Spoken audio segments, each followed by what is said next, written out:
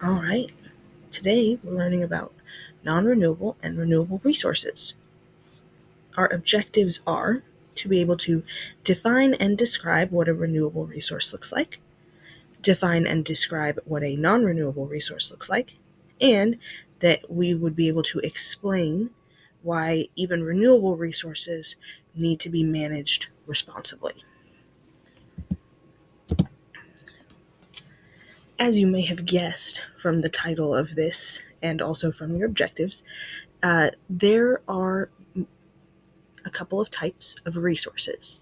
We did the lab with the car, where you observe the parts of the car and the items that we use in our everyday lives, and tried to determine what resources that exist in nature did those materials come from.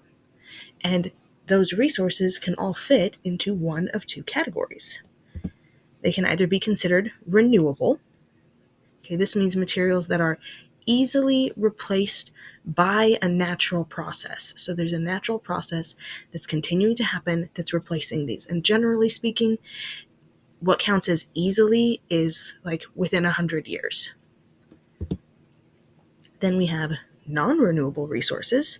These are materials that cannot be replaced by natural processes. Okay, so there's either not a natural process that replaces them, or there is a natural process that replaces them, but it takes so long to do it that it's going to be entirely used up prior to replacement / past the lifetime of humanity.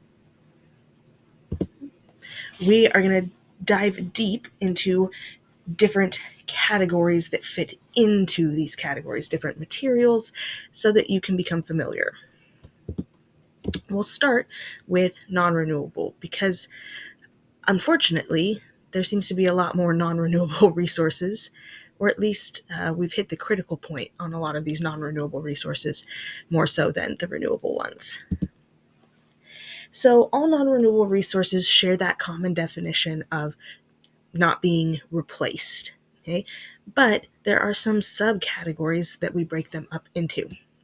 The first one would be things like ores or nonmetals.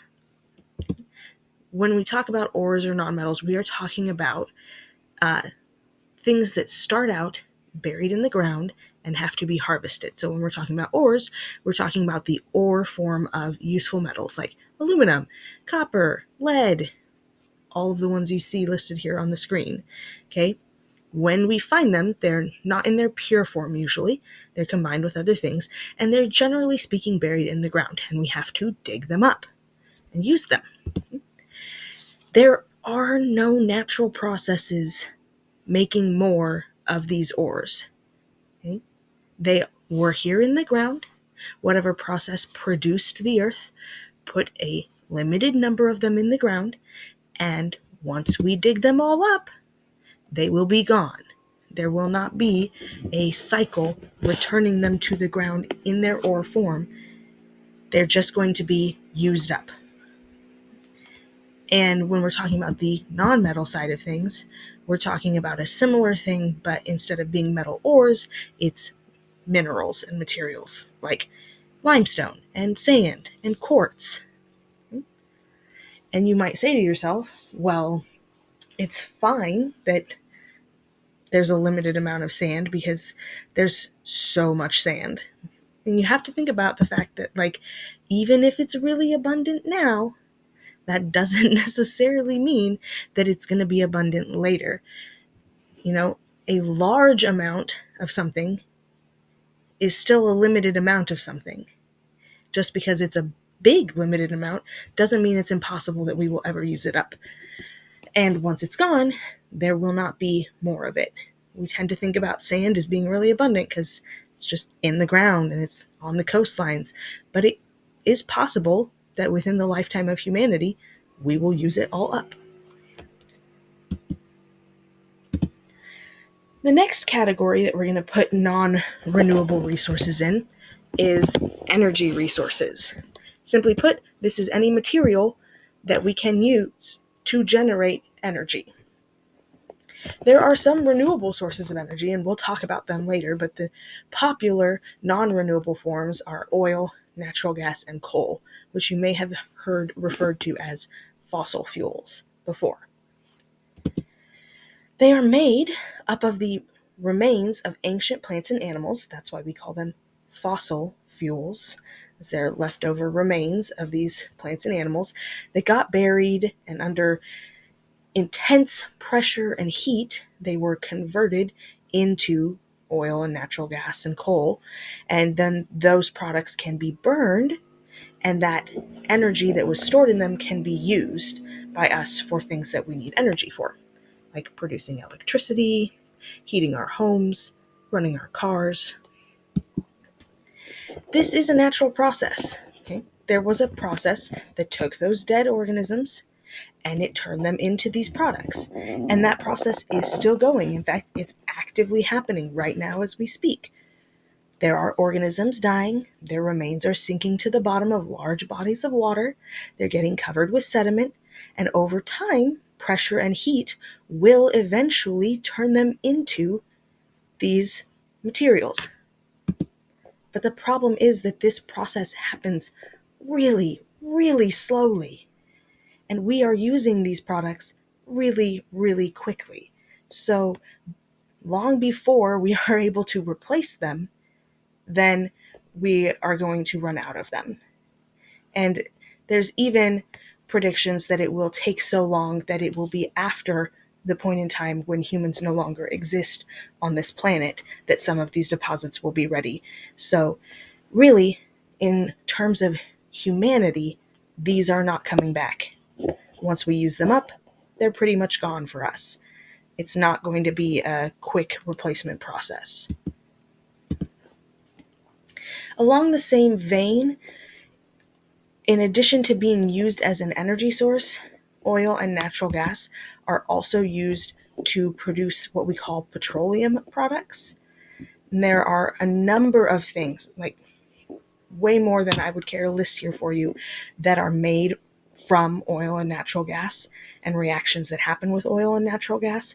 But just a couple of the big ones would be things like dyes, solvents, and many, many, many types of plastics. So if you're using plastics, you're using a petroleum product, and that petroleum came from a fossil fuel. And then the last one, this category is one that I don't think we think about a lot in terms of it being a resource. Perhaps more here in the breadbasket of America where we live off of our land, we think about land resources as being a thing, but we may not think about them as being something that is consumable or could be potentially used up. So we use land for lots of things. Obviously, here we use it for farming, but anytime you want to house people, you want to build something, you want to, open a new restaurant or put a museum on the map or build a big tall skyscraper, put a cemetery in, you require land to do that. And it's going to eventually get to the point where we don't have land left to use for those things. We won't be able to build a new building without tearing an old building down because there won't be anywhere to put it.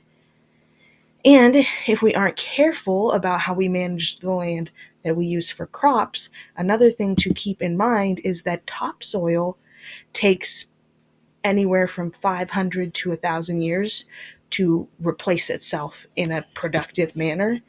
So if we are not careful about maintaining the nutrient content of our soil or preventing soil loss through erosion, then we're going to wind up having to replace the topsoil, and it takes a long time to do that. All right, that's non-renewable resources. Now let's talk renewable ones.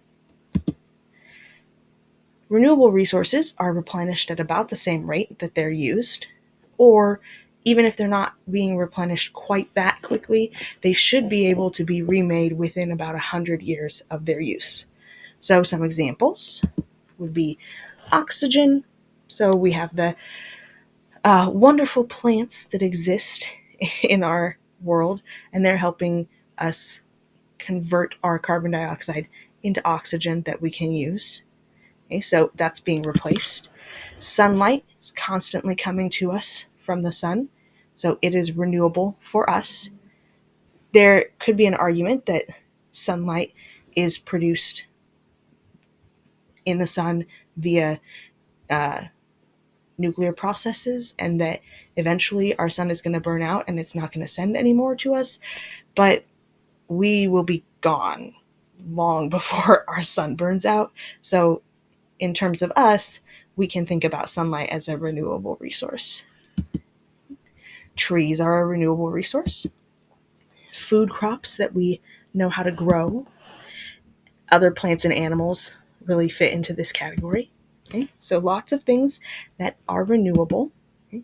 But we have to think about how we're using them, because there are some things on that list that we consider renewable, but if we misuse them, then they would not be renewable anymore. If you think about it, let's talk about animals. Say fish populations. If we are chronically overfishing a fish population, then we are going to use them up faster than they can reproduce, and eventually that fish population is going to die off. And then that becomes non-renewable for us. Obviously, there would be other fish populations for us to go to, but again, you're going to chew through them. So we want to practice some sustainable practices in terms of harvesting plants and animals, so that we're making sure that we are not using them up faster than we can grow them or faster than we can catch them. While trees, another example of this is there are some things that individual parts of it are replaceable, but as a whole, it's not replaceable. So trees themselves do not take, thousands of years to grow. You can grow a good tree in 50 or 60 years. But a forest, the ecosystem that makes up the forest, all of the trees and the organisms that live on the trees and the plants that live in their shade and the animals that live in them and eat them, those things take time to develop. So if we harvest trees in an unsustainable way, then we're going to discover that while we will be able to replace the trees over time, we will not be able to replace the forest itself. And that is a resource. So we don't want to be destroying it.